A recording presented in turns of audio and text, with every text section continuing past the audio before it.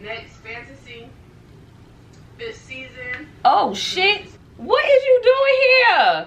What the hell? What you say?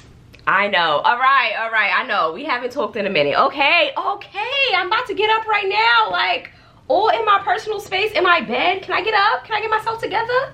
I'm gonna tell you about these books I've been reading. Just give me a minute. Damn. Hey guys, welcome back to Bookin with Starr. Been a minute, been a while. We have not talked in some months, baby. Oh, you know, I owe y'all some books. 11 books that we about to chat about. So let's get into it. Oh, actually, it's more than 11 because I got a few on my iPad. Where's my iPad? I think she's over here. So my girl Rita, okay? We got a few, not a few, maybe just one on here that I want to talk about. Okay, so first book that I want to talk about, well, series that I want to talk about is A Staten Island Love Story by Jahquel J, okay? This series was so damn good, y'all. It was so fun. It was so messy. It definitely gave TV series, like a family drama that can be on BET or HBO, okay? We're following two families. We got the Vanducci family and the Cromwell family, so it's multiple POVs. There's a whole bunch of cheating, a whole bunch of secrets coming out. You got one of the main characters that's in love with her best friend and he is in love with her, but they trying to be so in denial about that shit. And it's just like, honestly, their storyline was starting to get a little bit repetitive to me because it's like, baby, we all know what's going on here.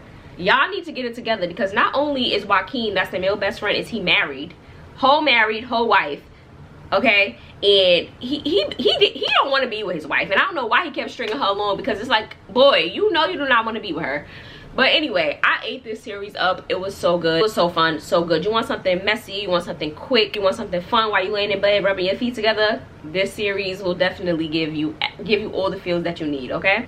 Hold on, let me get my handy dandy notebook. I got my handy dandy notebooks. This right here is just a regular notebook that I put all of my star ratings in. So I write the month, all the books that I read, and then I just got these little stickers off Amazon. I gave that series 4.5 stars, and then I have, this is just where I write some of my thoughts and things that I want to say because sometimes I forget or sometimes I can't find the right words. Should just be everywhere. So, you know, this is to keep me a little stable. If you see me looking down, just get with the program, all right? I read Carrie by Stephen King.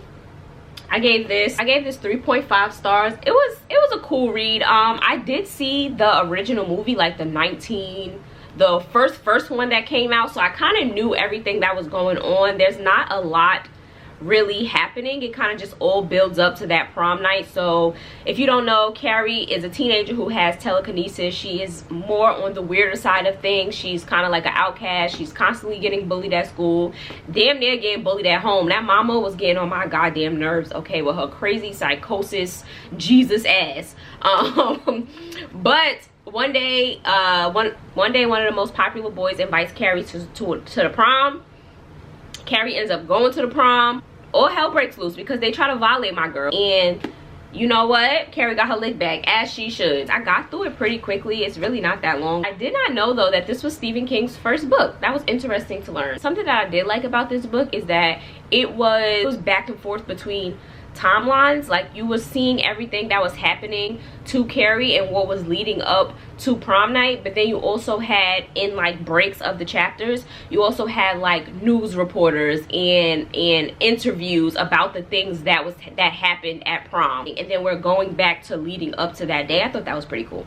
Next, My Baby, okay? This book right here, Perfect Peace by Daniel Black, y'all. Absolutely love this story, okay? This follows a family dealing with the consequences of a desperate mother's decision to raise her son as a little girl. Deceives the whole family. So her whole family thinks that this little baby is a girl. This takes place in like 1920, 1940. So, you know, the boys ain't really changing the daughter. The dad not really changing the daughter. The mom is the one really dealing with the baby. So it was very easy for her to conceive everybody. Dressed her like a girl, named her Perfect, let her grow her hair out. She the only girl in the family. So, you know, everybody's giving her princess treatment and all of these things and stuff. On Peace's 8th birthday, mom decides, you know what, this is too heavy for my conscience. It's getting a little too hard to keep this secret, and decides to tell Peace, you were born a boy, I made you a girl. And not only were you born a boy, now now I'm going to strip you of your identity as a little girl, and you have to become a boy now. Actually, your name isn't Peace anymore, your name is Paul. And baby, when this secret comes to light, it shatters everybody. You can just imagine this 8-year-old girl in the confusion emotionally, mentally, and physically, and all the things that she's going through,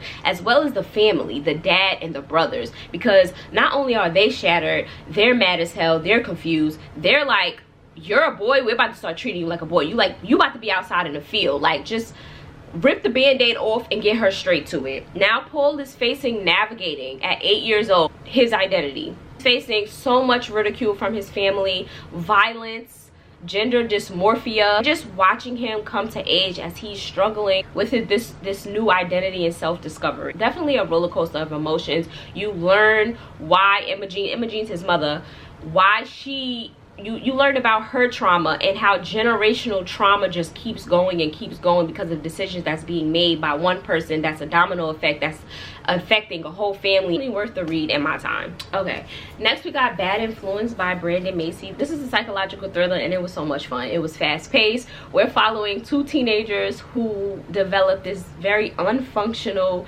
friendship because one of them is fucking crazy, okay? Insane to be a 13-year-old little girl. The things that Scarlett ass was thinking and doing, oh my gosh, she was insane. So we're just following a family. Oh, first of all, that daddy was getting on my nerves. Like, he was ready to put his whole family at stake just so he could keep a job. And it's like, I get it, times is hard, you need a job, but baby, is it really worth your family? Is it really worth your family? Is it really worth your daughter? Like, you're already struggling in your marriage. Like, come on, sir.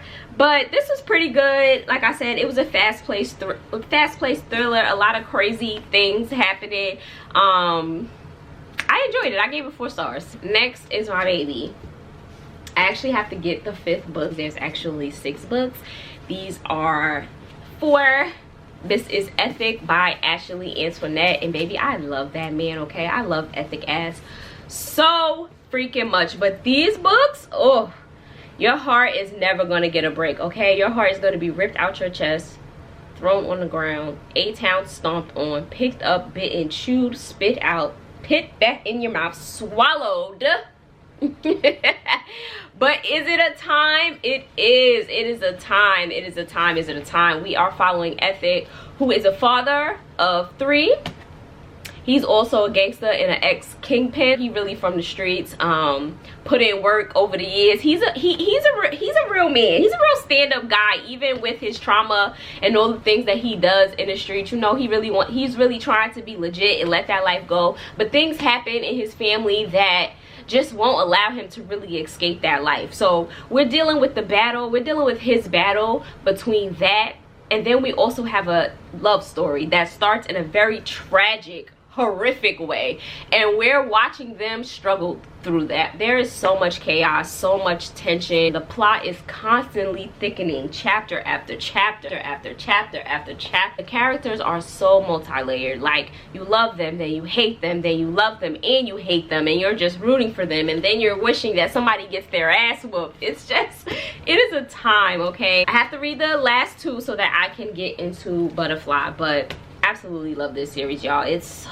good. It's not better than the Product Plan, though. The Product Plan thus far is my favorite series from Ashely Antoinnette. Baby, absolutely ate that down, but this is good in its own right. Next, we got Bloodmarked by Tracey Deon. This is the sequel in the Legend Born series. First of all, I feel like anytime I talk about this book, I always have to give it props, because Legend Born, which is the first book in this series, is the book that got me into reading. So you know that she's gonna be that girl always and forever, because she got me here. Like, she just ignited this love and this spark in my soul for books, baby. So I'm gonna always show her love. But anyway, this book I gave 4 stars. I really enjoyed it. I think that it was action-packed. The story gives you Arthurian legend mixed with Americans' history of racism and trauma, as we're following Bree on her journey of self-discovery and her newfound power, because in the end of Legend Born, we see something crazy take place, and Bree now has to go through figuring out what that is and what that means for her,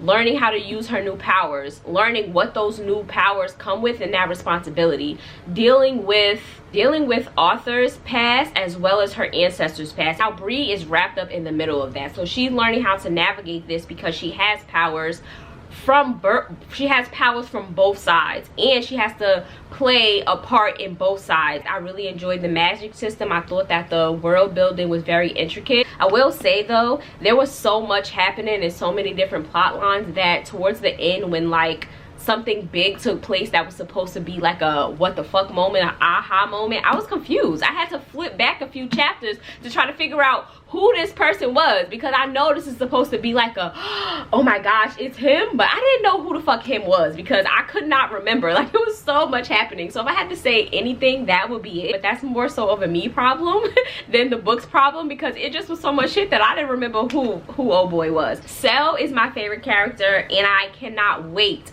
till this third book comes in paperback so that I can see what's going on with my boy, because it did not end well for him, and I was very distraught and very sad about that. So it doesn't come out in paperback till next year, which is absolutely crazy. Like, I don't know why publishers always want to freaking release hardbacks first. Like, not everybody likes hardbacks, and not even that I don't like hardbacks, because hardbacks are cool, but if I have the series, if I have the first 2 books in a paperback, what makes you think I'm about to get the third one in a hard copy? Like, I need my books to match. So unfortunately, I won't be able to read it until it comes out in paperback. I mean, I could read it on my iPad, but I don't want to. I want the physical book. All in all, I enjoyed this. Anniebot by Ciara Greer. I gave this 4 stars. This is about a sex doll who is designed to be the perfect girlfriend for her owner, who is Doug.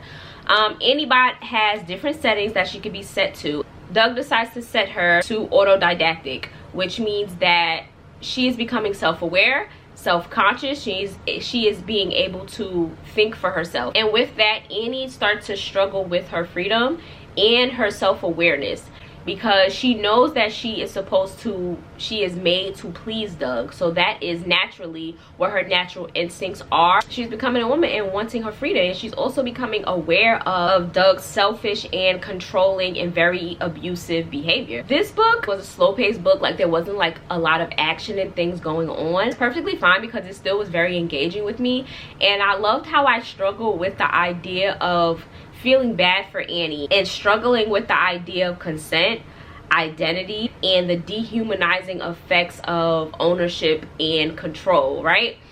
Because I know that she's a robot. So in one instinct, I'm like, I know she's a robot. Like, she's not really human. She's not really a woman, right? She doesn't have the biological aspects of human. But then at the same time, she has self-awareness, and she has consciousness, and she has feelings, and she has all of these things. And I was struggling with that idea, and just all the misogyny that was happening, and just like, it was very thought-provoking, and I enjoyed it.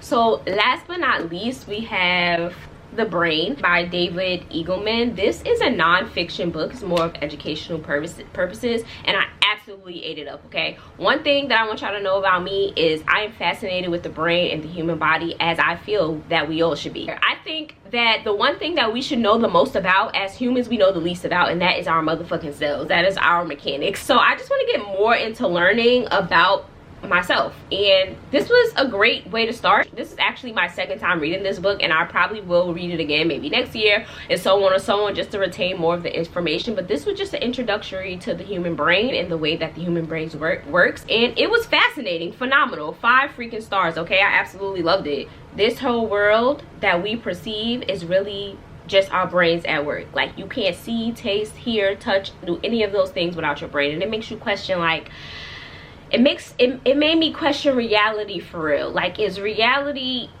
real? I mean, I know reality's real.